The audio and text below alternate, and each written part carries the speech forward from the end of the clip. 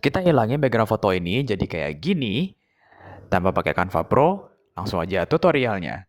Oke, kita siapin dulu proyekannya yang kosong. Terus habis itu kita ke apps, ketik background remover. Di sini kan ada choose file. Nanti kalian pastiin ingat posisi file kalian disimpannya di folder apa dan lain-lain ya. Habis itu tinggal klik aja choose file, pilih filenya.